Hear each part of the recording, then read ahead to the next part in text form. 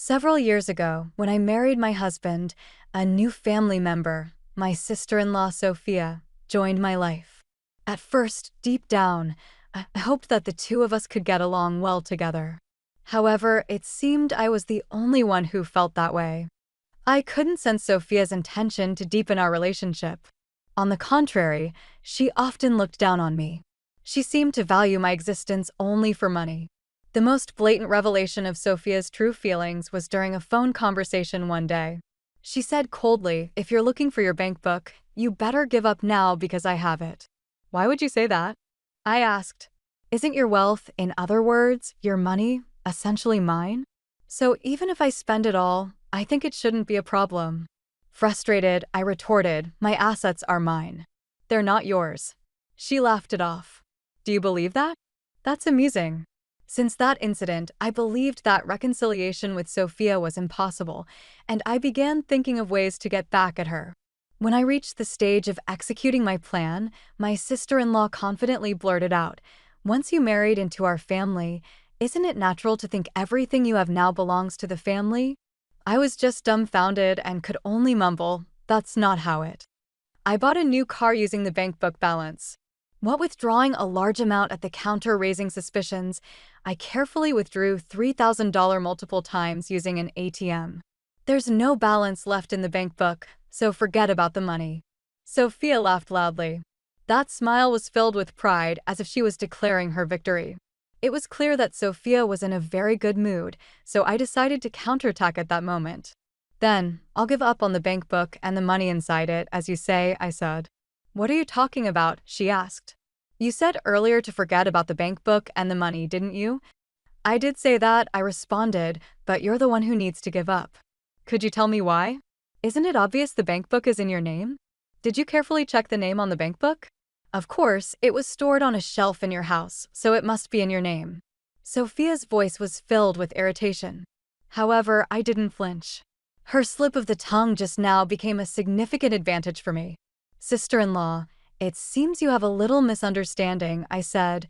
After that preface, I began to explain the whole story to Sophia slowly and carefully. "My name is Emma. The story goes back to when I decided to marry my husband, Lucas. My husband's family runs a metal processing business. My father-in-law is the president, and my mother-in-law handles all the office tasks. My husband works hard as an employee in that company. Many talented people, including my husband, work for the company. It can be said to be a fairly large-scale business. I truly want to support the company my husband's family runs, but amidst all this, I noticed my mother-in-law looking exhausted. I began to wonder if administrative work usually involves such a burden, so I decided to ask my mother-in-law directly about her health and the situation at work. "Mother, is something bothering you?" I asked. "Thank you for your concern," she said. "Two office staff members resigned recently, and as a result, I've been handling most of the tasks by myself." "What? That must be tough, especially managing everything on your own," I exclaimed in surprise. From my mother-in-law's detailed account, I learned that the two office workers had left the company after getting married. Additionally, they were having trouble recruiting new clerks, and there didn't seem to be a clear policy regarding hiring. So, I decided to make a suggestion. I have experience in administrative work from before. If there's any way I can help, even a little, I'd be more than happy to support, I said. My mother-in-law's expression brightened. "That would be very helpful. Of course, we intend to compensate you appropriately, so thank you in advance," she said. Triggered by this conversation, I became actively involved in a support role in my father-in-law's company. My administrative experience was quickly put to use, and my father-in-law greatly appreciated my support. My husband always looked out for me.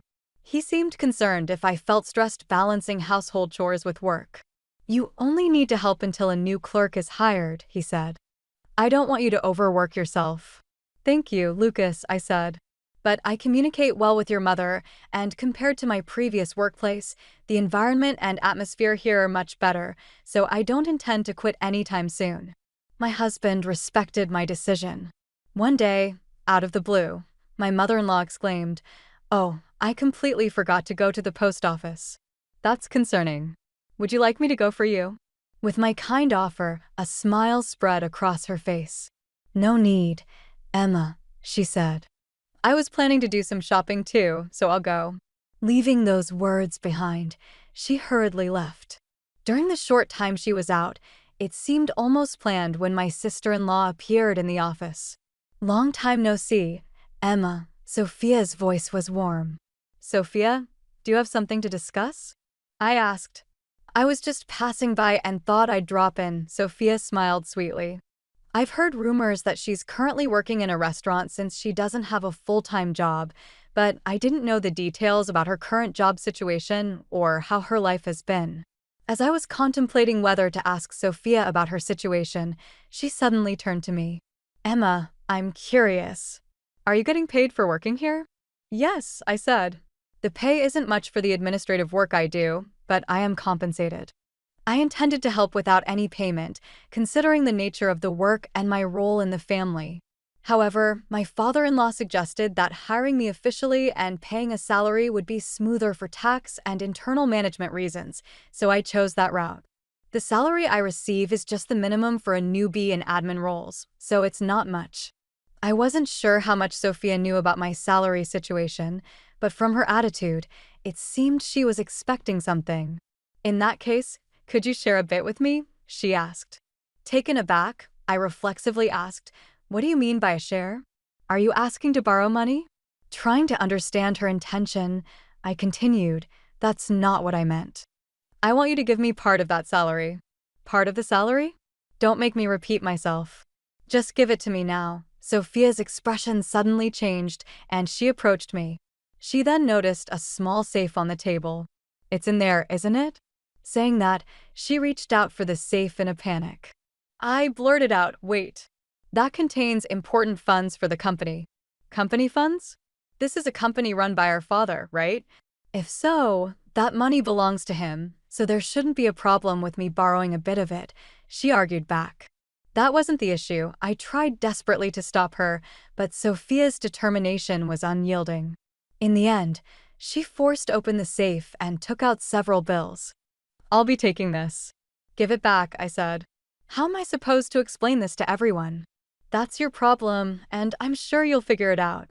"Goodbye," she said, whistling. Sophia made her exit. I stood there in shock, watching her leave the office. While I couldn't determine the exact amount, I didn't think she took that much, right? I need to check what's left. As I referenced the ledger, I checked the contents of the safe. I'm short $170. Sophia took two $50 bills and three $10 bills. My heart raced as I quickly pulled out my wallet to check inside. However, there were only a few $5 bills. This isn't nearly enough. What should I do? Frustrated and desperate to remedy the situation, I felt lost. I considered telling my mother-in-law the truth, but the potential backlash and resentment from Sophia made me hesitate. Fear of being targeted for revenge held me back from confessing everything. With no solutions in sight, my mother-in-law returned from shopping. "I'm back, Emma. You seem down. Are you feeling okay?" She expressed concern for me. "Mother-in-law, there's something I need to tell you," I began, steeling myself to reveal what had transpired. "You don't need to apologize," she said. "Sophia has caused trouble multiple times before. It's been difficult handling her. I'm sorry she put you through this about the money Sophia took. If it could be deducted from my salary, I'd appreciate it." "Don't worry about it," she reassured me. "I'll handle it as her mother, but I have a small request for you." The request was that when Sophia comes to the office next time, to record her voice. The method was simple: use a smartphone or a digital recorder to ensure the atmosphere and conversation of the place are recorded. "But why is such a recording necessary?" I asked. "Sophia is an adult now. I believe she needs proper sanctions for what she did." "Indeed, that's true," she agreed. "But to ensure she doesn't make wrong moves in the future, we need to show her the significance and impact of her actions." After the conversation, I decided to always wear an IC recorder. A week later, while the mother-in-law was out, Sophia appeared in the office again. "Hey, how are you doing, Emma?" she asked. Why are you here again?" I asked nervously and discreetly operated the IC recorder to start recording.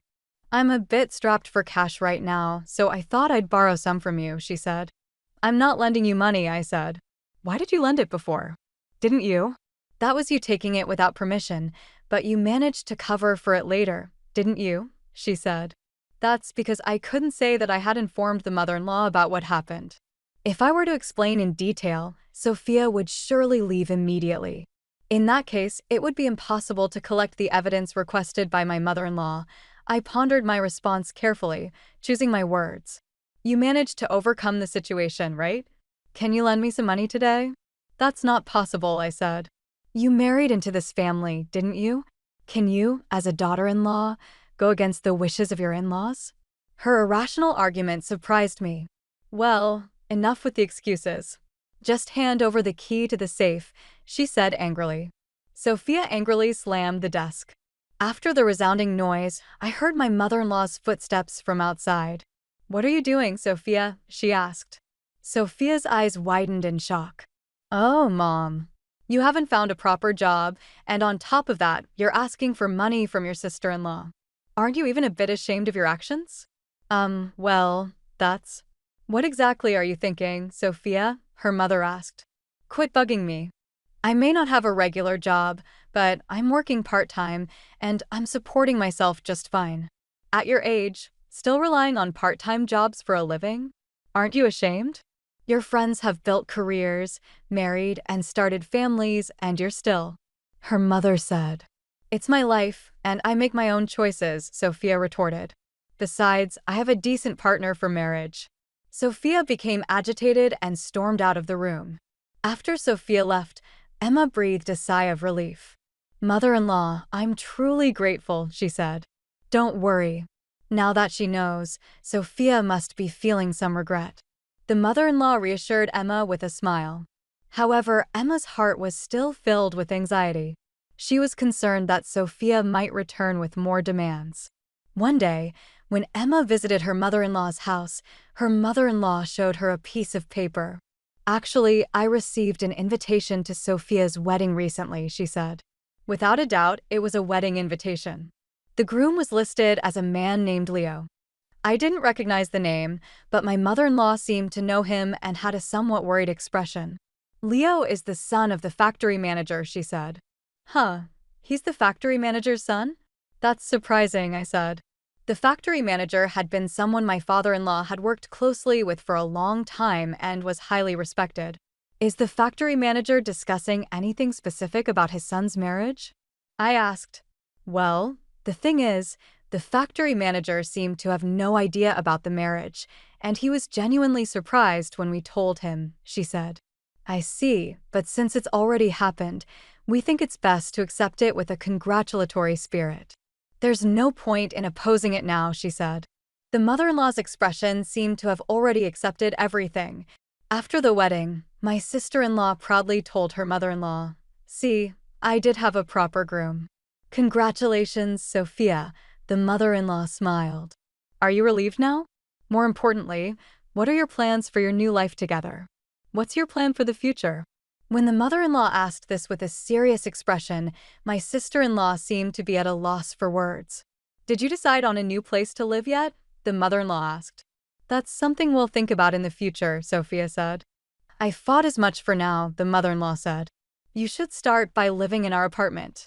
We're planning to move to a new place, so we'll let you have this house. It's our final support for you. Find part-time jobs if you need to and make a living on your own. All right. I understand, Sophia said, making a displeased look on her face. I was surprised by her attitude, considering she should be grateful for the house she received. Most of all, I felt sorry for my mother-in-law, who seemed pitiful and hurt. My husband, Lucas, seemed to feel the same way, and he quickly suggested to my mother-in-law. If that's the case, why don't you come live with us? He suggested. It's okay. Actually, I've already discussed and decided on our new residence with your father, she said. Are you sure that's fine? Lucas asked. Well, just for the time until we move into the new house, can we leave some of our belongings at your place? Of course, that's fine, he said. I felt relieved by his response. I had hoped that once she got married, my sister-in-law would lead a peaceful life.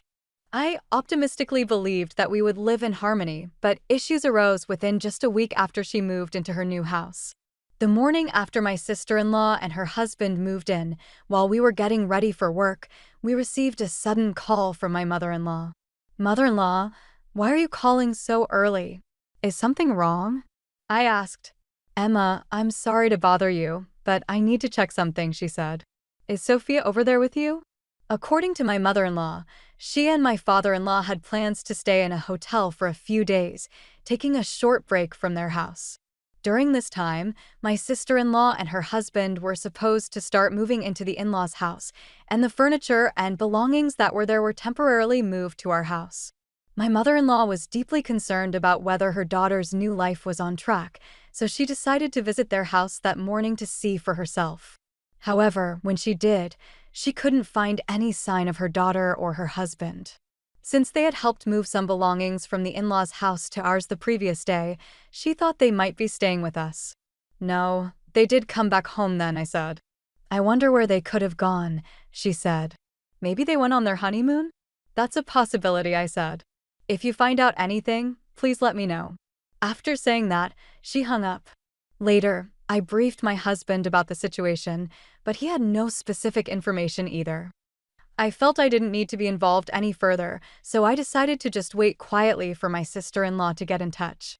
However, as the days went by, the lack of contact started to become concerning.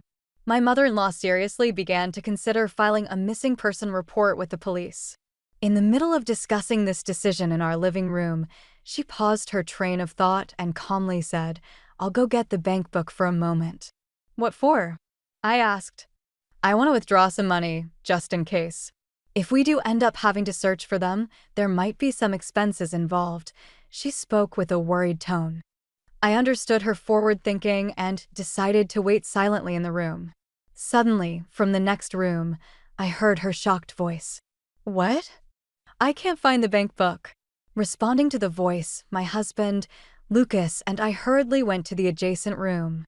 Inside, my mother-in-law looked flustered in front of a shelf, checking the contents of the shelf. It was empty. "Did you keep your bank book here, ma'am?" I asked to confirm, and my mother-in-law nodded rapidly in a state of confusion. "Isn't this the shelf we moved last time?" she asked. Reflecting on the events, the move from her house had taken place in 2 stages. The first was the day after my sister-in-law's wedding, and the second was just a few days later, the day before she disappeared. Despite the short time, the 2-stage move was mainly due to work-related reasons. The shelf in question was from the first move.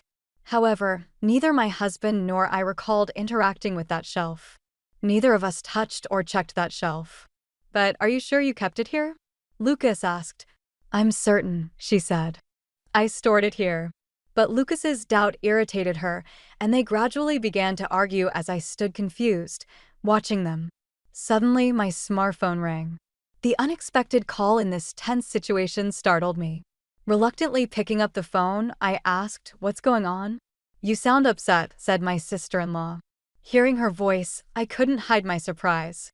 Raising one hand to interrupt the argument between my mother-in-law and husband, I said, "Sis, is that you?"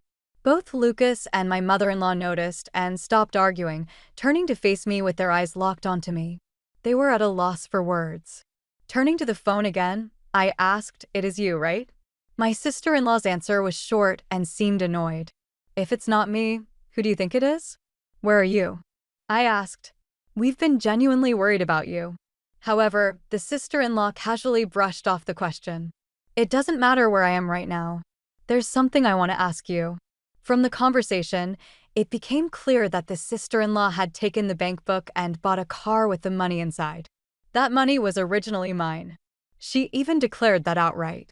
Outraged by her self-centered remarks, I recounted to her the entire commotion that had occurred. "Right now, Mom's bank book is missing, and it's causing a lot of trouble." "What? Mom's bank book is missing?" Sophia seemed genuinely shocked by this sudden piece of news. "Whose name is on that bank book you have? Could it be under my name?" Just wait a moment," I said. From the other side of the call, the sound of rummaging through belongings could be heard. She probably mistakenly took my bank book, thinking it was the mother-in-law's. However, the mother-in-law hadn't made any significant expenses recently and hadn't noticed it missing. More than a week had already passed since Sophia had the bank book. Likely, the money inside was already withdrawn. After a while, a flustered voice came from the other end. "Wait, is this Mom's bank book?" I knew it. As I muttered, my smartphone was suddenly snatched from my hand. Looking up, the angered face of the mother-in-law held my phone firmly. "Sophia, I've heard everything," she said. "What, Mom? Why?" Sophia asked. "I was worried about you, then I got a call from you, but how did you hear my conversation?" "Because Emma had her phone on speaker," her mother said. I had the phone on speaker to let my husband and mother-in-law know about Sophia's actions. As a result, they had heard everything, including the fact that Sophia had used my bank book to buy a car. "What on earth were you thinking?"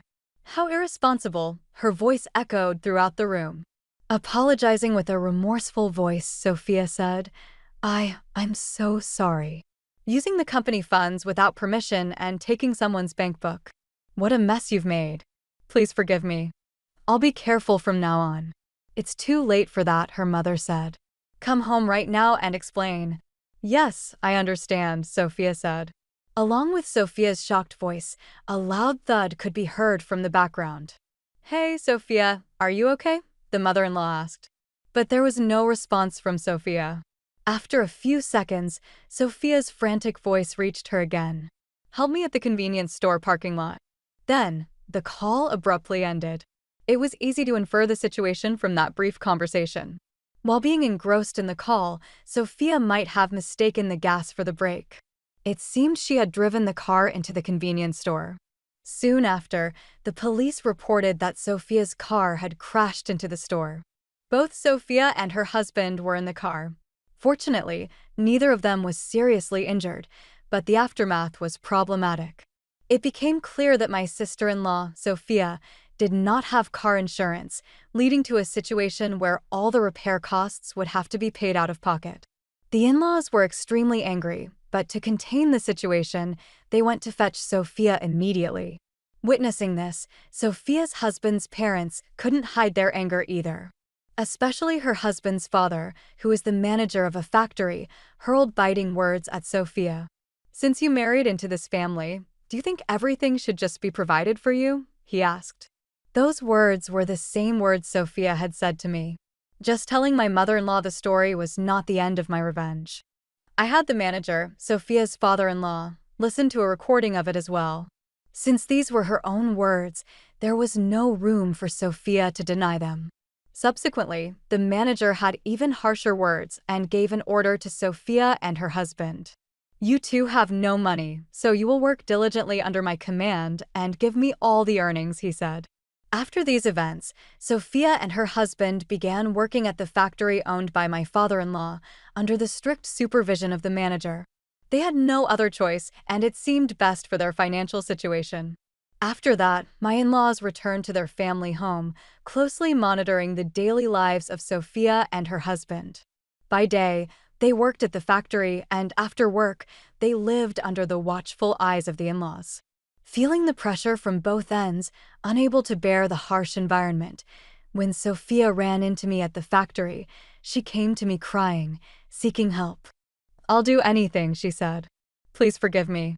"Anything. Then, I want you to work sincerely and pay back the money you took from us," I said. I had never imagined seeing Sophia in such a desperate state, breaking down in front of me. The sight of her at that moment spoke volumes about her mental exhaustion. It's a sight that will probably remain etched in my memory forever. On one hand, I thought, it serves you right, but witnessing her pitiable state, I couldn't help but feel a hint of sympathy. However, since this was the result of her actions, there was nothing that could change it. Changing the topic, there was a significant change in my life shortly thereafter. I decided to resign from my administrative position. I had heard that the office was hiring new staff, and I found out that I was pregnant. I want to focus on a new life with my baby and ensure I get enough rest.